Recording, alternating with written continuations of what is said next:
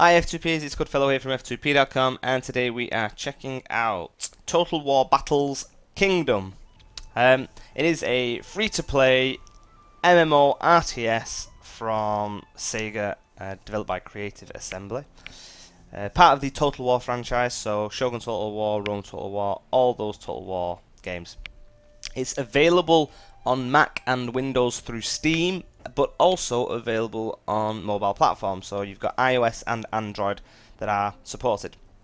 So because of that, it does very much change the nature of the game. It has to be flexible and usable in iOS, which means essentially the game doesn't feel that much like a Total War game. I've played quite a few of the single player Total War games from the original Shogun Total War, and kind of everything about this is a little bit different. It does actually feel, in some ways, especially the city building, a lot more like Sid Meier's Civilization series, but we'll get into all that. So you've got two main elements to the game. You've got city/empire building, and then you've got combat.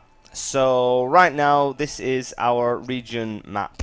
I'm not going to go beyond this bit because when you start off, this is essentially the area that you have, and all this area over here was clouded, so this was the first starting area.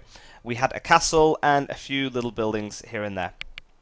We have the option to build a variety of buildings. So if we click an area, probably not a good example there. Okay, let's clear. We'll build over here, I think. Why won't it let us build these? Your rank. Okay, so this castle can't support any more town buildings. Okay, so terrible example. Okay, so it looks like I am gonna have to go a little bit further over. Okay. Here's our current castle, our second castle, and our third castle. So you're like, wow, Goodfellow, those are crazy places to place your castle. Yes, they are. They weren't originally. So this area was all land. There was a big lake round about here, maybe, and a river running through it. And everything was fine. Logged off the game, logged back in, and then there's a pop-up saying, "Oh my lord, the lands are flooded. It is to be expected in this rainy English climate that we have." Yada yada yada. So I basically came back to all this, basically cutting off my castle access and all that kind of good stuff. So I'm going to show you quickly building. So I can build next to this castle now. And because these are connected to this castle, that's how it's identifying that they belong to it. I believe I possibly could maybe build like a production building. Yeah, okay, so I can still build a farm. So I could build a farm there or a woodcutters. Can't build a quarry because must be 5 hexes away from another quarry. Okay, so these are castle buildings. These are some resources. Let's collect all these. These are castle buildings, so they have to be attached like 1 hex square touching another hex square. These are production buildings, so these can be placed pretty much anywhere. So okay, so building a building. So we'll put this down. It's probably a good idea to have a woodcutter over here, because once I have a woodcutter, and I can generally, okay, I can't finish production, but I can finish the actions it's trying to take. Okay. So when I click my woodcutter, I can click fell, and then I can click an area that I wish to clear out. So that will now take a certain amount of time. That's going to take 5 minutes to clear out that tile, and once it's cleared out, I can then build on that tile, which is pretty cool. Unfortunately, I have no gold at the moment, which would be used to rush production and that kind of thing. It is a premium currency, so you can buy it with cash. You can earn it in game, and earning it doesn't seem too difficult. It kind of trickles in, so you're not going to have a hell of a lot, but it's not exactly pay to win, I don't think. So that's those things. So one of the things about the buildings and them being connected to each other. This is our church, and when we build a church, we can choose an order that is dedicated to a specific kind of Christian religious relic. And so you kind of pick these. They're essentially army buffs. Once you build a church, you get a new one, and you can have 3 active ones at any time. So there you go. So we've got those 3 active because we've got 3 churches built. However, we get boosts on cooldown. So order cooldown reduction. So that means we reduce the speed, I guess, of how often we can use our order artifact skill in battle, maybe. This is based off how many houses we have surrounding this church, which they call a neighborhood, so your neighborhood bonus. So we have a house there, we have a house there. I don't think these slums count, but we've got a house there, so 3 houses touching that one. It's saying 4. I don't know why 4. I don't know. Maybe because we've got another one close enough. Blacksmith, house, house, house. Unless the slums do count.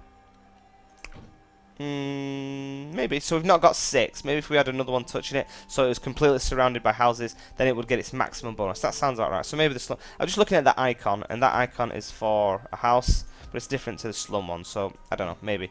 But you get different stuff. So you got stables that gets boosted for being around churches and tavern and not sure. Is that the castle building?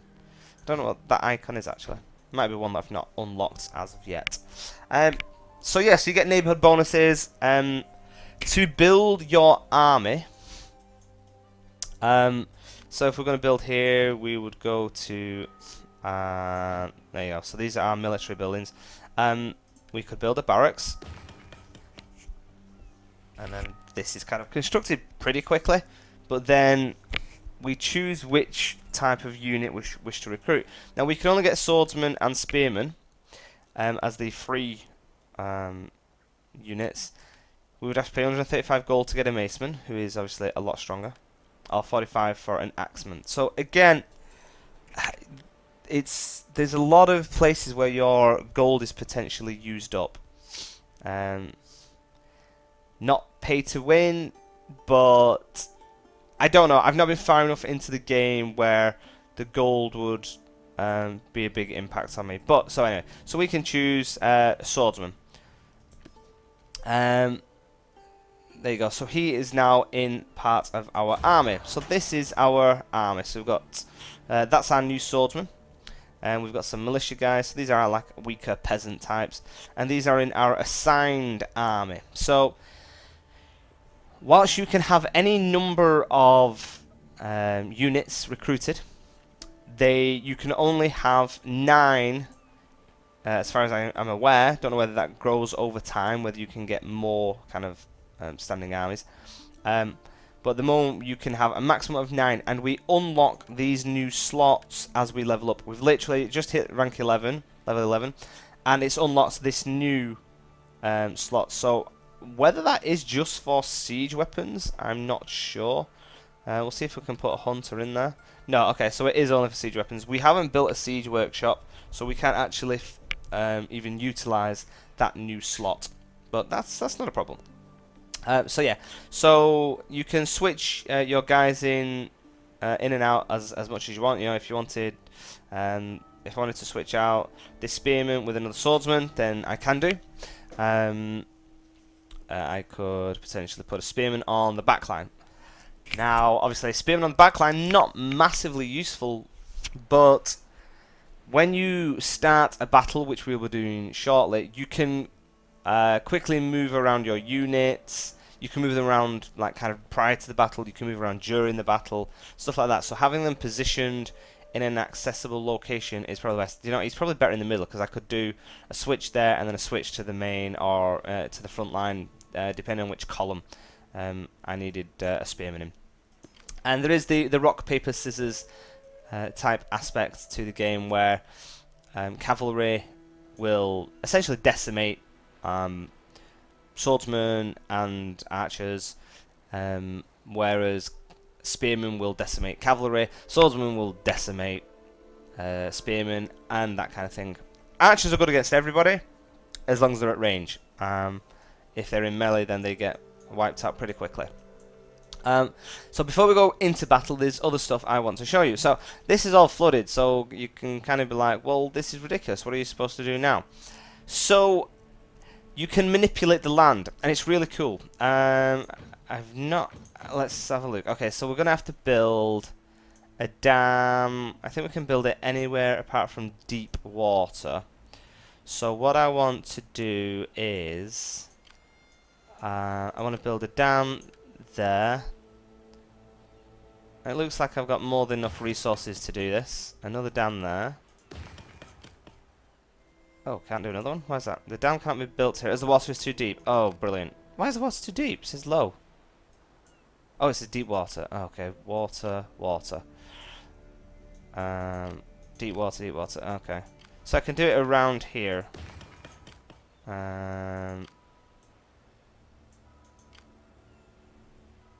Okay, that might work. So once that's built, we'll see what happens here. There you go. So that is now blocked, because all the water is running from this way. We've built a dam, and that has now basically turned that into wetlands. We can, however, raise the terrain. We'll do it on this one. Why can't we raise this terrain? The surrounding terrain is too low. Okay, so raise the terrain. Raise the terrain. Raise the terrain. Might have to... Oh, can't fill it on. The surrounding terrain is too low. Okay, so we can't fill in everywhere. Raise the terrain. And that converts it back to normal land. So we can now start building around our castle. And this is all using up, I guess, food for labour, stone, and we've got wood, silver that you get from blacksmiths. So all the production buildings, they create different resources for you to use. Okay, so we obviously can't build into deep water. That's deep water, that's water. Okay, so we could build a dam there. Build a dam there.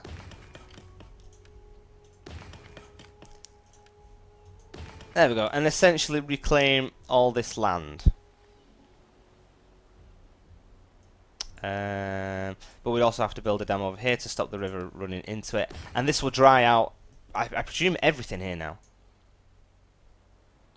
Whoosh! Okay, there we go. Now, that's not exactly necessarily the best thing that you want to do, because you need rivers and water running next to farmland. So you don't want to have no water anywhere.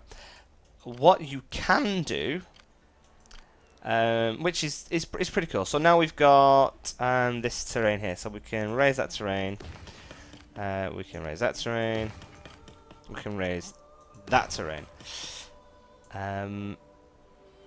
We could raise that terrain. So looking good so far, all looking good. And then we could demolish this.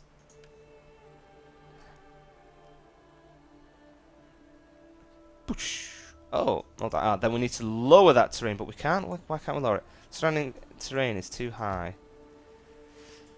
Okay. I would have to clear that of wood. So you can actually either use your woodcutter to clear it and you get resources, but it takes longer, or you can clear it to just get rid of it. Now let's have a look. We still can't lower that. Oh, we'll gather that up. Okay. That's just some dead wood. Okay, so now we can lower this terrain, which will then have this river. So the water always flows into something on an even level. Or have I spoke too soon? I thought it would flow onto that. Medium. Maybe I have to do a couple of them. I'm not entirely sure now. In the beginning of the game, we managed to this was all blocked off, and we managed to create this river. So this was all dried up, and then we made a river come through. I've obviously not got the finer points of the mechanics down, because it's the first time I've tried to do it. But I was trying to run the river back in here. I know I can't do it straight onto the water. You can't sort out you can't change water tiles. And I can't do this because the surrounding terrain is too high. So perhaps I have to clear this as well. I don't know. I want to see if I can get this river flowing into this area. Okay, so I can lower that one.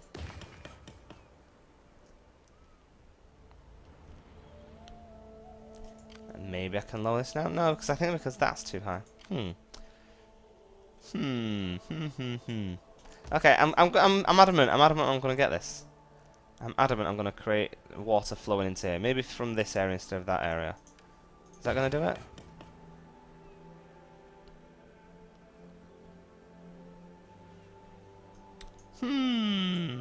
Surrounding terrain is too high, so I'm assuming that's because of that one.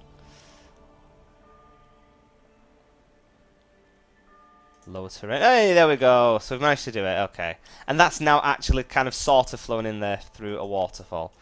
Okay, that was a bit difficult. So we got there. So this is medium terrain. I'm not sure why this hasn't flowed into this area. Maybe because of these. Can't lower that. The surrounding terrain is too high. Okay, so when I click that, it's letting me know which bits are too high at least. So I could lower that. Will that fill in the tiles around it? No, it's doing nothing. See, now that's at the same height. I don't know. I'm not entirely sure why that's not working now.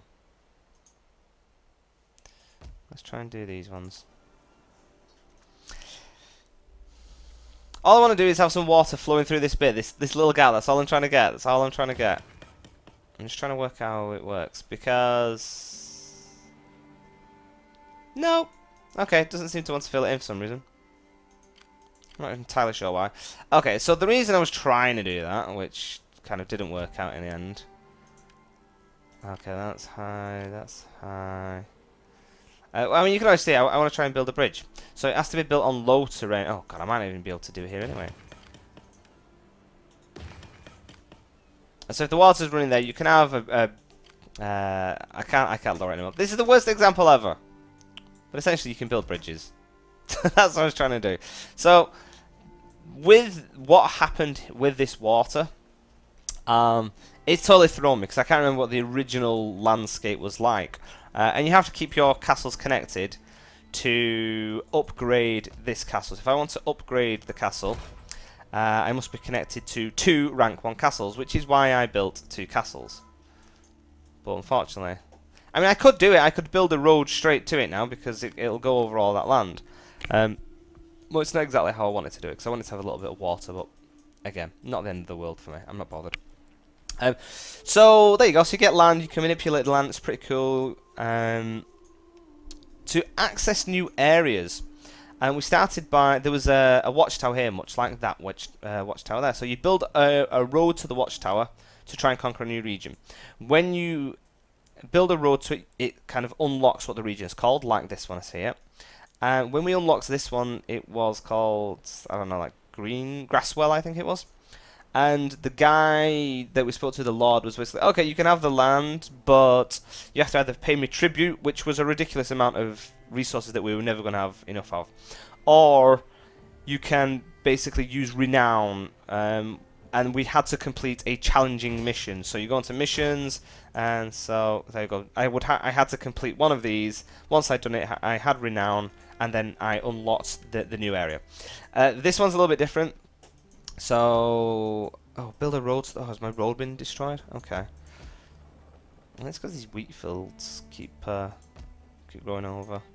They're going a bit wild, these wheat fields. I think they keep destroying my road, maybe? I'm not sure why that's happened. Maybe it's because of all this water that had piled in.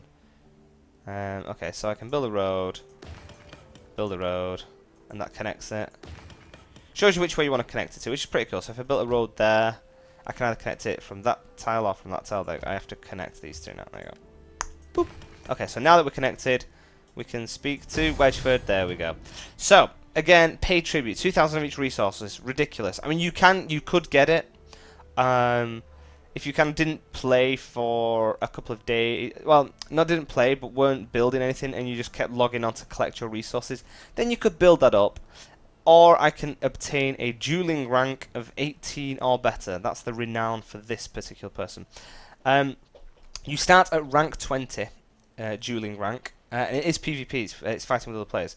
So you start at rank 20 and you increase your rank, which gets a lower number, but it is a higher rank.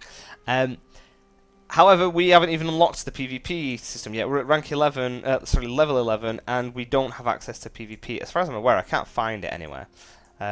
So right now it's very much a PvE campaign that we're playing, and I think, at least I get the feeling that the most of the game is that way anyway, and then you just have some PvP elements. So, what we're gonna do, let's have a look. Is there anything else that we kind of need? I don't know, it's all the same kind of stuff. It's gathering resources, earning workmen, and then training up your peasants. There you go. So you need 10 peasants, which will give you one crafter. Once you've got a crafter, you can put him into like your to help run your blacksmith shop. Sorry, that's a stable. Where's my blacksmith shop? There you go. So you know you need workers and peasants and stuff like that. So that's all good. Okay, so let's go into some combat. So we have two main combat options. We have missions, and then we have battle quests. Battle quests are generally a little bit more challenging, as you can see, but they are also a series of battles. So you'd fight that one, then that one, that one. You can break between them, but I don't think we're necessarily geared up for that. What have we got? That's, I don't even know what that's. Oh, so it's a crossbowman, swordsman, crossbowman, and then lots of longbow archers. Okay, that could be pretty brutal. And then you've got sieges on the abilities on the back. We would probably get decimated if we even got close to them. So I don't think we're quite at a point where we could fight that. But we can most definitely try. I mean, that looks like it'd be pretty easy. Okay, I'm gonna go for this one because it's a bit easier, because I want to demonstrate some of the stuff. So we can see that this is the composition of the army that we are going to face. The directional arrow shows that's the middle column. That's going to be our left-hand column, and that's our right-hand column that we'll be facing. So when we look at our army composition, they're going this way. This guy, this swordsman at the front, would be facing this militiaman at the back. So it's something to keep in mind. If they've got a spearman at the front, you don't want your cavalry in that front position. But they've not got. I think these might be like militia spearmen. I'm not sure, but they're not going to be particularly tough. We would front line with our strongest forces, I think, and then I think we're going to have cavalry just ride through the front of all that. That's the plan anyway. So cavalry, spearmen, that looks okay. So we've got swordsmen up front. We've got a very, very heavy front line. It's annoying that I have to keep going back and forth to check them. Yeah, okay, I think that's what we're going to go for. So, when you go into the battle, your units all... to start with, you can have some extra supports and stuff. You can bring in more mercenaries, melee units deal extra damage, flaming arrows deal extra damage, but again, it costs gold, and we don't have any, so... however, each unit does have its own abilities. We can cross stuff about... Okay, so these are... spearman units, so having lots of cavalry here wouldn't be great for us. And they want to move with us, so we are going to change around with them. So you get the option to do this. You've got our abilities. Our archers can be firing on those. They're going to start charging in. You have to time this charge just right. Okay, and now we can get our archers doing a bit more damage on these spearmen. I think we're going to focus on. So swordsmen, they have an ability to taunt that will get an opposing unit to start attacking you. Archers can choose where they want to attack. Then we have our ranged abilities. So with these guys, they can attack into into battle, and with this particular one, so these guys are going to get absolutely creamed here now. We need to switch. We need to switch with these guys quickly, but I don't think we're going to get a chance. Okay, we want to try and taunt these spearmen because I think our swordsmen just yeah. Okay, they're dead. They are dead as. Oh no, let's switch. Let's switch because we don't want spearmen running into those guys. We can use archers on these spearmen and then use this ability, which means they will fire into and they will not hit their allies. We can use this that increases our damage, and then we can use this which weakens an opponent. We're going to use... I think we're kind of wrapping up here, so it's not too bad. It's not too bad. He has a unit ability, so I can replenish my archers when they're dying. And so that was quick. There was a lot to try and tell you whilst it was all happening. But pretty much we've absolutely battered these guys. They killed our cavalry outright. They do still survive, as far as I'm aware. They will still be in the next battle. There we go.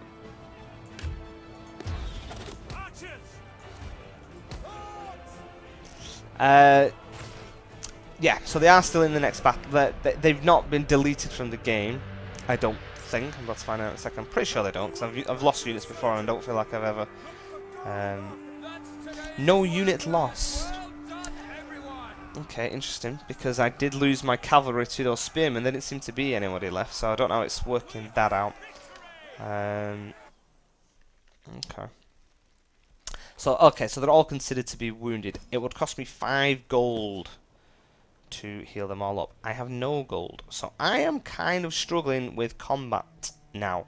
So what I would have to do is build another castle and build more armies so I can switch new units in. So these guys are all absolutely wrecked, but you know, this is my assigned army, so I might have to put my levies in and some of my hunters to replace my archers, so you can see who's damaged, who's not, and all that kind of thing. One of the cool things that I said at the beginning of the game, that this game is kind of nothing like Total War, and I do stand by that. One of the cool things is that I've seen more in Total War Arena is that your individual units gain individual XP. So with the likes of these guys, let's check out our hunters, because he's got a skill, so I know I've already upgraded him once. We click upgrade, and then we can do nothing. Why can we do nothing? What's going on? He's got 180 XP. Oh, sorry. Yeah, I can. So it's that bit's what's changing there. So it changes the values depending on what I want to do. So I can increase my attributes to increase his attack, defense, charge, or range attack, or just increase the unit's rank, which I don't actually know what that does. Might give them more XP perhaps. So I could upgrade that. So that's their main skill that they've got. I can upgrade that to increase more and more archers. So if they do take a little bit of heavy fire, then I can do that. I can also buy gear, but this costs gold once more. You're starting to see how often gold is used. You have to be a very active player. There are ways to earn gold. There's quite a few of them. You can do it through PvP. You can do it through completing the battle quests, the series of quests. I think the tavern building that we just unlocked might give us access to gold as well. But yeah, so essentially we can upgrade that, upgrade that, upgrade that. Because he's been in quite a few battles and I've not been spending on XP. You know, he's got plenty to go around. So he's a lot stronger now, and you can do that for everybody, and they all have different skills. So with the likes of Longbow Archer, he's now got 132 XP. I've not upgraded him at all. So the first time you do it, you get to choose which skill you want. You can have Feather Brotherhood, returns 2 archers to this unit and 2 archers to all other archer units. Pretty good if you've got a strong archer composition. You know, a couple of these on the back row, you can essentially keep your archers in the game for quite a while. If you've got a strong front line that, you know, the cavalry and stuff aren't managing to kind of break through to get to your archers, then it's pretty good. So this ignores target unit shields and avoids friendly fire. Good when you're going up against armoured units. So again, you've got a lot of customization with your battles. Different unique unit skills. You've got the army skills from the relics that you get from churches, and then the default stuff like charging, ranged combatants able to choose their target, whereas everybody else you'll see basically attacks whoever's in front of them. They run towards each other and they'll fight. So positioning where you want your troops to be set up is very important, and that is kind of like where we're at least. That is about as much to do with the game as I can think of. Lots of missions there that are active. Oh, this is also I think I mentioned about I mentioned that the world environment can change because of the floods and stuff, but it is seasonal as well. So I've only been in spring and summer. I think my kind of time out of the game has made me miss it. So I'm not sure whether when you go into winter, all this kind of turns to snow. I imagine it might do, but each season has different pros and cons, so you need to play to that. You can use a fortune teller to choose the season that you want. There you go. But again, 35 gold to do it. Spending more gold. There's just so many places to spend gold. It's quite hard to choose where you want to spend it. But yeah, so there we go. So far, I've enjoyed the game. I think it definitely has a lot to offer. It is a nice balance between Total War and Civ. If you are kind of a player that likes one over the other, then this is a pretty good game to jump in. I can't speak so much on the PvP aspect, how other players might be able to affect what you're doing here, or whether this is just kind of a closed off PvE campaign. I'm not sure how alliances and kind of enemies and stuff like that works. We do have kind of this kingdom archive up here, made 52 pledges. I don't know what pledges are. There's still lots of stuff that I've not unlocked at rank 11, but at rank 11, level 11, whatever you want to call it, it's been fun gameplay so far.